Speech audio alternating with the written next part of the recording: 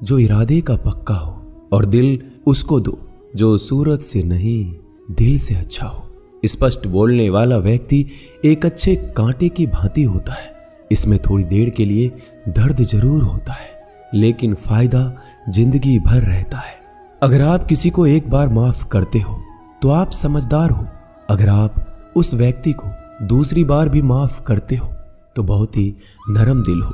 लेकिन आप उस व्यक्ति को तीसरी बार माफ करते हो तो आप दुनिया के सबसे बड़े बेवकूफ हो। जीवन की सबसे महंगी चीज है आपका वर्तमान, जो एक बार चला जाए तो फिर पूरी दुनिया की संपत्ति देकर भी उसे हम खरीद नहीं सकते। हमें हमारे विचार ही बनाते हैं, इसलिए शब्दों पर नहीं अपनी सोच पर ध्यान दो। विचार हमेशा जिंदा रहते हैं। धरती पर जिस प्रकार मौसम में बदलाव आता है, उसी प्रकार जीवन में सुख दुख आता जाता रहता है। बुराई तो तुम्हें हजारों की भीड़ में भी ढूंढ लेगी, ठीक उसी प्रकार जैसे गायों की झुंड में बछड़ा अपनी मां को ढूंढ लेता है। परंतु जो बंसी वाले को दिल से मानता है, वह बुराई में भी अच्छाई को ढूंढ लेता है। ज्यादा हंसने और बोलने वाला व्यक्ति अगर चुप हो जाए तो समझ लेना चाहिए कि वह भीतर से टूट चुका है।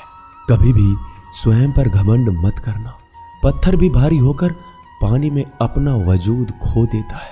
अगर ईश्वर तुम्हें ज्यादा प्रतीक्षा करवा रहे हैं तो हो सकता है जितना तुमने मांगा है उससे वो कहीं ज्यादा देने वाले हैं।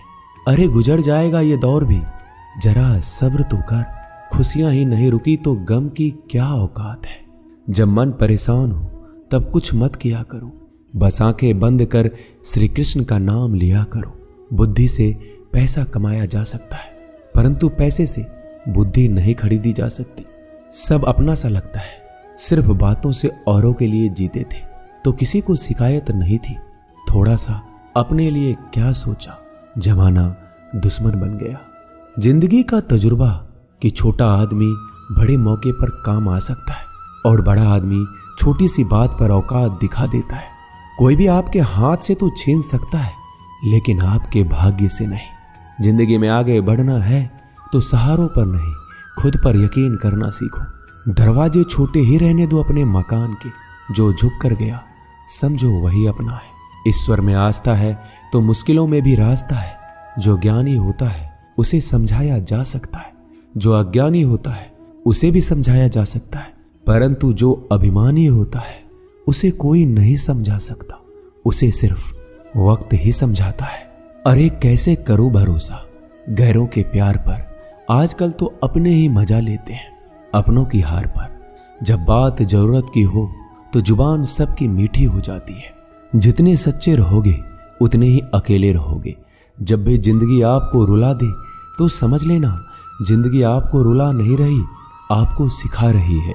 मतलब की बात तो सब समझ लेते हैं, लेकिन बात का मतलब बहुत ही कम लोग समझ पाते हैं। किसी पर ज्यादा नाराज होने से बेहतर है कि अपने जीवन में उसकी अहमियत कम कर दो। सब कुछ जानते हुए भी अगर आप गलत को गलत नहीं कह सकते तो आप अपने हक के लिए भी नहीं लड़ सकते।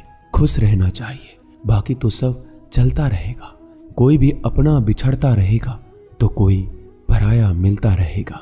कोई भी रिश्तेदारी एक हिस्सेदारी से नहीं, दोनों की भागीदारी से चलता है। जो इंसान आपके दुख में अपनी खुशी भूल जाए, उस इंसान से ज्यादा आपका अपना कोई नहीं हो सकता। जिंदगी में धीरे चलकर कभी भी नहीं रुके तो यकीन मानिए आप सबसे तेज चल रहे हैं।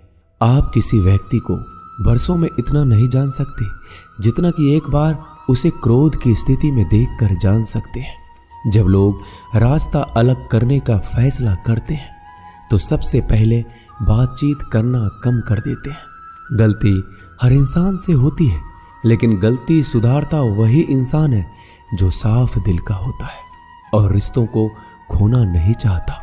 क्रोध बुरा होता है, लेकिन जहां जरूरत है वहां दिखाना भी चाहिए, नहीं तो गलत करने वालों को एहसास ही नहीं होगा कि वो गलत कर रहा है और वो आपके साथ हमेशा वैसा ही व्यवहार करता रहेगा। अनुभव कहता है कि किसी एक पर पूरा भरोसा करके देखिए, आपको वही इंसान किसी पे भरोसा ना करने का सबक सिखाएगा। एक बात बिल्कुल सच है कि नए लोगों के साथ हम चाहे कितने भी खुश हो, लेकिन जब वो दिल दुखाता है तो पुराने ही याद आते हैं। तोड़कर जोड़ लो हर चीज, दुनिया में हर चीज की मरम्मत हो सकती है सिवाय विश्वास के। एक बार विश्वास टूट जाए तो कभी वापस नहीं जुड़ता। सच्चा स्नेह करने वाला केवल आपको बुरा बोल सकता है, कभी आपका बुरा नहीं कर सकता, क्योंकि उसकी नाराजगी में आपकी फिक्र और दिल में आपके प्रति सच्चा स्नेह होता है। माफी के हकदार गलती करने वाले होते हैं, चालाकी करने वाले नहीं। जीवन भर खुश रहना है तो खुद को ऐसा बना लो कि कोई आपके साथ हो या ना हो, आपको किसी चीज का दुख नहीं होना चाहिए। इंसान इसलिए अकेला हो जाता है क्योंकि अपनों को छोड़ने की सलाह गैरों से लेता है। जमीन अच्छी हो, खाद अच्छा हो, परंतु अगर पानी खारा हो तो फूल खिलते नहीं। भाव अच्छे हो, कर्म भी अच्छे हो, मगर वाणी खराब हो तो संबंध कभी टिकते नहीं। अपना ईमान और धर्म बेचकर कमाया गया धन अपने किसी काम का नहीं होता, अंत में उसका त्याग करें। आपके लिए यही उत्तम है। रात जितनी काली होती है, तारे उतने ही चमकीले होते हैं। दुख जितना गहरा होता है, ईश्वर उतना ही करीब होता है। कभी उसको नजरअंदाज ना करो जो तुम्हारी बहुत परवाह करता हो, वरना किसी दिन तुम्हें एहसास होगा कि पत्थर जमा करते हुए तुमने हीरा गवा दिया। जितना आप जिंदगी में व्यस्त रहोगे उतना ही देखना मस्त रहोगे। बात कड़वी है मगर सत्य है।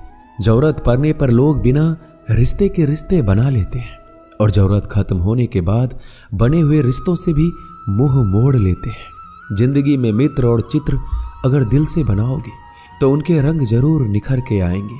जो समझ ना सके उसके साथ समझौता ना करो, इससे अच्छा अकेले रहो। कम से कम सुकून इस बात का रहेगा कि कोई है ही नहीं तो समझेगा कौन। आजकल लोग दिल से दी हुई इज्जत से खुश नहीं होते, दिखावे की चापलूसी करने वालों से गर्व महसूस करते हैं। विश्वास करें परंतु मां और ईश्वर के सिवा किसी पर नहीं। लुट जाने के बाद चाहे कसूर किसी का भी हो, रूठ जाने के बाद कसूर चाहे किसी का भी हो, बात वही शुरू करता है जो बेहद प्रेम करता है। भले ही जिंदगी में अकेले रह लेना, लेकिन जबरदस्ती किसी से रिश्ता निभाने की जिद मत करना। अगर आसमान वाले के साथ आपका रिश्ता अच्छा है तो जमीन वाले आपका कुछ नहीं बिगाड़ सकते। सांपों के दांत में, बिच्छू के डंक में और इंसान के मन में कितना जहर भरा है कोई नहीं बता सकता। इनसे हमेशा सावधान रहें। सत्य को सिद्ध करने के लिए किसी भी जिद करने की जरूरत नहीं, क्योंकि सत्य खुद सही समय पर स्वयं सिद्ध हो जाता है। जिंदगी में दो चीजों का कभी घमंड मत करना, पैसा और सूरत। गरीबी आते देर नहीं लगती और चेहरा किसी हादसे में बदलते जरा भी वक्त नहीं लगता। प्रेम से भरी हुई आंखें और श्रद्धा से झुका हुआ सर, सहयोग करते हुए हाथ, सन्मार्ग पर चलते हुए पैर और सत्य से जुड़ी हुई जीभ ईश्वर की पसंदीदा चीजें हैं। अगर आप सही हो तो गुस्सा होने की आपको जरूरत ही नहीं है, पर अगर आप गलत हो तो आपको गुस्सा होने का हक ही नहीं है। धोखे में जीने से अच्छा है अकेले जियो, सुकून से जियो, अपने आप पर भरोसा रखो। तुम्हारा किस्सा एक दिन जरूर कहानी बनेगा। मजाक और पैसा सोच समझकर उड़ाना चाहिए। संघर्ष ही जीवन है, इससे डरना नहीं, लड़ना सीखो। एक बार नींद टूटेगी तो चलेगा, लेकिन कभी अपने सपने मत टूटने देना।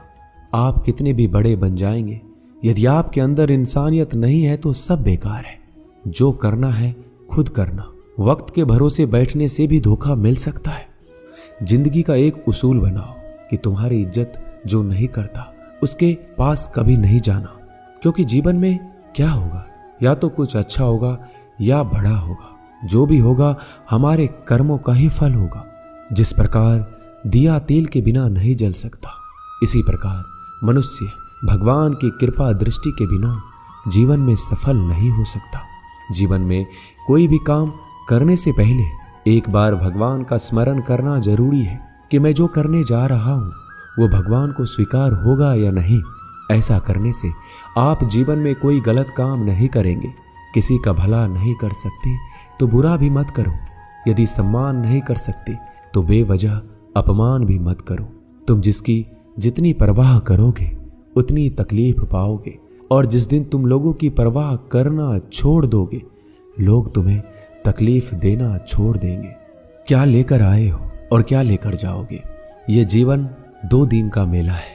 एक दिन सब यहीं छोड़कर जाओगे।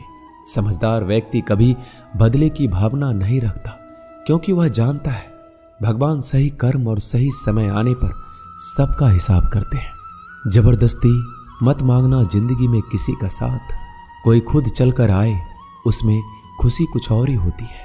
संगत का विशेष ध्यान रखें, क्योंकि सफलता हमेशा अच्छे विचारों से आती है और अच्छे विचार अच्छे लोगों के संपर्क से आते हैं। या तो चुप रहिए या फिर ऐसे शब्द बोलिए जो मौन से ज्यादा कीमती हो। सत्य अपने लिए रखना, प्रेम दूसरों के लिए, करुणा सबके लिए रखना, यही जीवन का व्याकरण है। फूल कितना भी सुंदर हो, तारीफ खुशबू से होती है। इंसान कितना भी बड़ा हो, कद्र उसके गुणों से होती है। एक बार एक गांव में एक साधु रहता था जो भगवान पर बहुत विश्वास रखता था।